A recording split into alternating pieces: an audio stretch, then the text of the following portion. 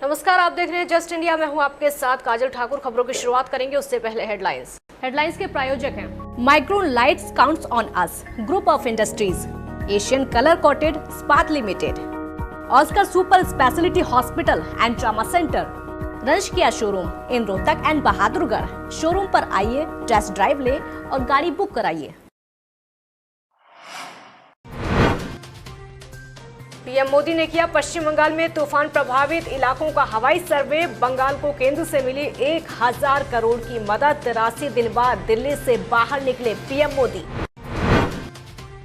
देश भर में 1,18,000 के पार पहुंची कोरोना मरीजों की संख्या। यूपी में 5,515 पहुंची कोरोना संक्रमितों की संख्या। यूपी के 5 जिलों के शहरी क्षेत्र रेड जोन। मुख्यमंत्री योगी आदित्यनाथ को मिली बम से उड़ाने की धमकी। पुलिस के डायल 112 व्हाट्सएप नंबर पर आया धमकी भरा message. Gomti Nagar police station में रिपोर्ट दर्ज। और आरबीआई ने पहली बार कही बड़ी बात, 2020-21 में नेगेटिव रह सकती है देश की जीडीपी। विदेशी मुद्रा भंडार में $9.2 बिलियन की हुई बढ़ोतरी।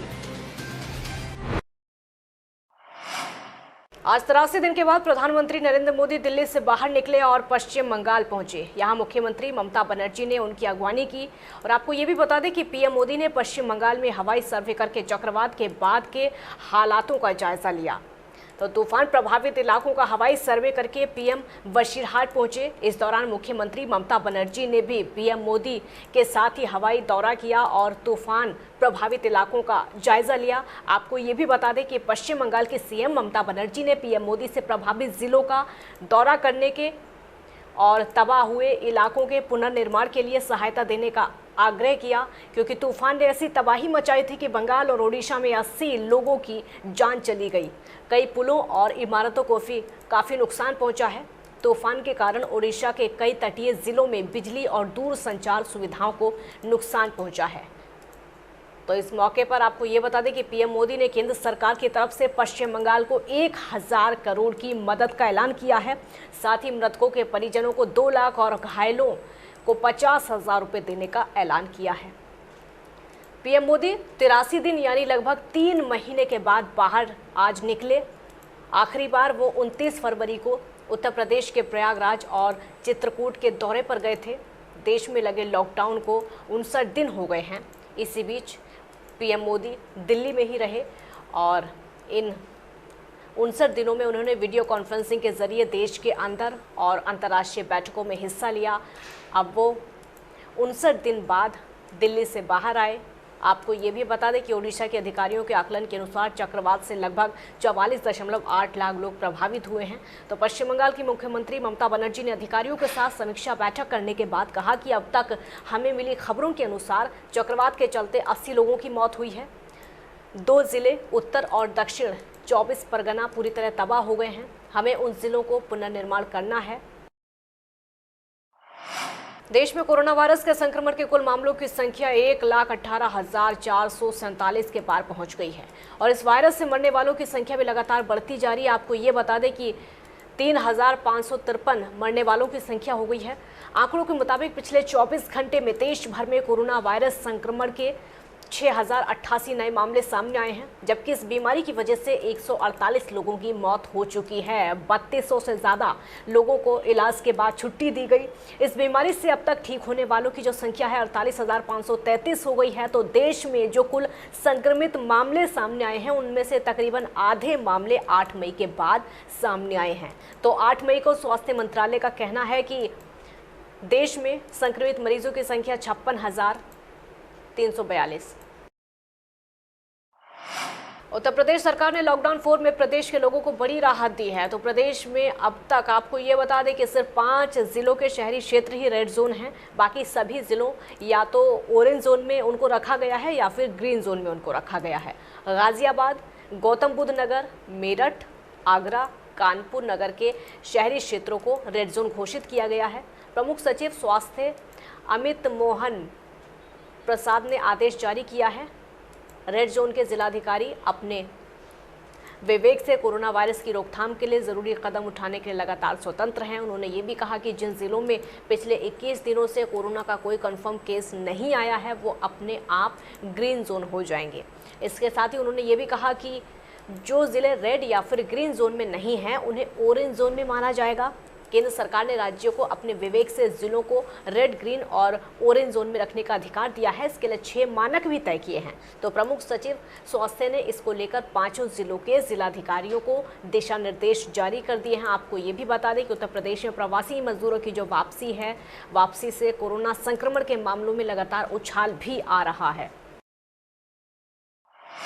उत्तर प्रदेश के मुख्यमंत्री योगी आदित्यनाथ को बम से उड़ाने की धमकी भरा मैसेज आया है। किसी ने डायल 112 के सोशल मीडिया डेस्क के व्हाट्सएप पर धमकी भरा मैसेज भेजा। मैसेज में सीएम योगी को एक विशेष समुदाय के लिए खतरा बताते हुए बम से उड़ाने की धमकी दी गई है। इस मामले को लेकर गोमती नगर पुलिस स्टेशन में रिपोर्ट दर्ज की गई। आपको ये भी बता दें कि पुलिस के व्हाट्सएप नंबर पर आए इस मैसेज में उत्तर प्रदेश के मुख्यमंत्री योगी आदित्यनाथ को बम से उड़ाने की बात कही गई। तो धमकी भरा मैसेज सामने आते ही पुलिस महकमे में हड़कंप मच गया। आनन फानन में लखनऊ के गोमती नगर थाने में एफआईआर दर्ज की गई। और आपको ये भी बता दें कि एफआईआर दर्ज होते ही मामले की जांच यूपी एसटीएफ को सौंप दी गई है।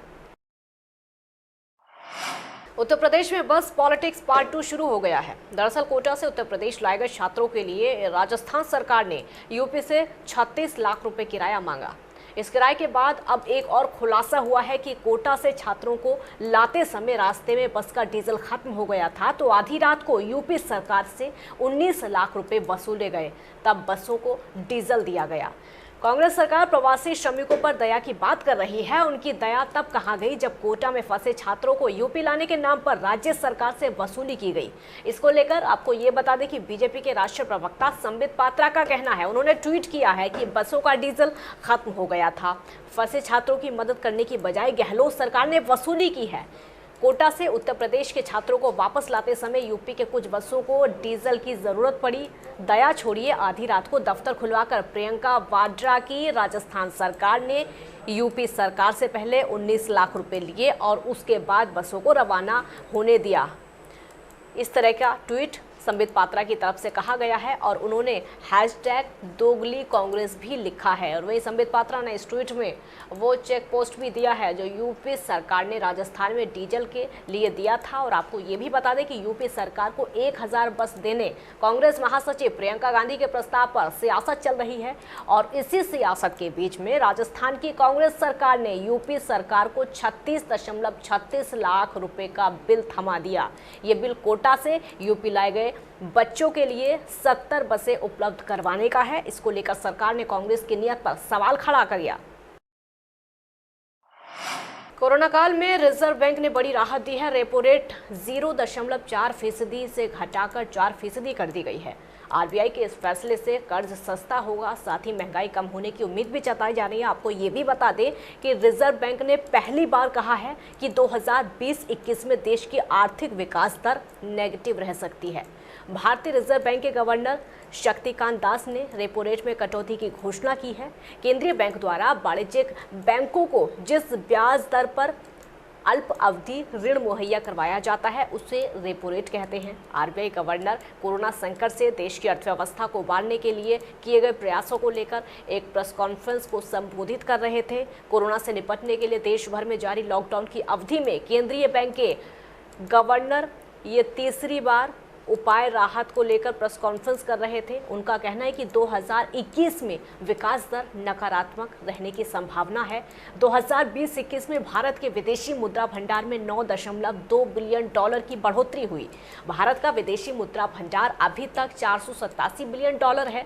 कोर इंडस्ट्रीज के आउटपुट में 6.5% की कमी हुई है। The recent release of macroeconomic data that for the first time revealed the damage wrought by COVID-19 brought forward the need for an off-cycle meeting of the Monetary Policy Committee, that is the MPC, in lieu of the earlier scheduled meeting between June 3rd to 5th, 2020.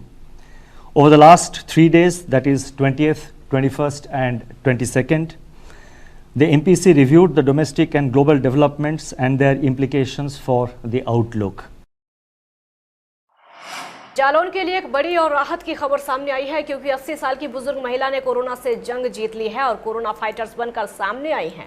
महिला की corona की दोनों reports जो थी पहले negative आने के बाद राजकीय मेडिकल कॉलेज से डिस्चार्ज करके उनको घर भेजा गया। आपको ये भी बता दें कि जालौन में कोरोना पॉजिटिव मरीजों की कुल संख्या 41 थी, जिनमें से 2 लोगों की मौत हो चुकी और 20 लोगों को ठीक किया जा चुका है। 80 साल की वृद्ध महिला थी, जिनके लिए हमें जो है काफ़ी भय था, क्योंकि 60 साल के ऊपर जो है कोरोना में जो है मृत्यु दर काफ़ी ज़्यादा रहती है। आज वो रिकवर करके जो है आज वो अस्पताल से हमारे मेडिकल कॉलेज से छूट गई है। तो मैं पूरी मेडिकल कॉलेज की टीम को जो है और जो हमारी मेडिकल टीम है उसको बधाई देना चाहूँगा उनके।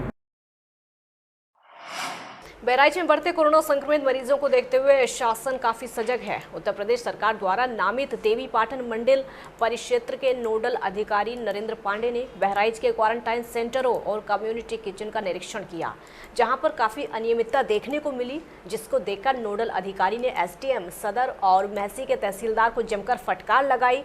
साथ ही उन्होंने दिशा निर्देश भी दिए। आपको ये भी बता दें कि खाने की गुणवत्ता जो थी उसमें काफ़ी कमियां उनको मिली, उसमें नाराज़गी जताई और नाराज़गी जताते हुए उसको सही करने के दिशा निर्देश दिए। जांच में किसी भी डॉक्टर के पास एप्रेन ना होने पर नोडल अधिकारी ने काफ़ी नाराज़गी जताई और वहीं किसान डिग्री कॉलेज में बनाए गए क्वारंटाइन सेंटर का भी निरीक्षण किया, तो वहाँ पर भी डॉक्टर ने एप्रेन नहीं पहनी थी और ना ही खाने की कोई गुणवत्ता देखी। बुलंदशहर में प्रवासी मजदूरों से भरी Max pickup van electric pole से टकराकर पलट गई, जिसमें 2 मजदूरों की मौके पर ही दर्दनाक मौत हो गई। वहीं लगभग 1.5 दर्जन मजदूर घायल हो गए। बुलंदशहर के दिल्ली बदायूं हाईवे के ये हादसा हुआ। आपको ये बता दें कि मौके पर पहुंची पुलिस ने घायलों को अस्पताल पहुंचा दिया। दोनों मजदूरों के शव को पोस्टमार्टम के लिए भेज दिया है। तो फिलहाल पुलिस मामले की जांच में जुटी हुई है। नाम क्या है तुम्हारा? मोहम्मद इमरान। कहाँ से आ रहे थे तुम लोग? सूरत से। कहाँ जा रहे थे? नगीना बिजनौर। कितने लोग थे तुम? 22 लोग थे। किस चीज़ से जा रहे थे? बिलोरो पिकअप से। क्या हुआ तुम्हारे साथ? खुद ही पलट गई वो गाड़ी अपने आप ही पलट गई थी? ना भी पलट गई थी, फास्ट भी नहीं थी और खुद ही पलट गई, पता नहीं जाने कितने लोगों की चोट आई है? जिसमें से ये सबके ही चोट आई है, कोई ऐसा नहीं है, सबके थोड़ी बहुत सबका आई है। कोई एक्सपायर तो नहीं हुआ? 2 एक्सपायर हो गए हाथों हाथ। खबरों में फिलहाल इतना ही। देखते रहिए जस्ट इंडिया। नमस्कार।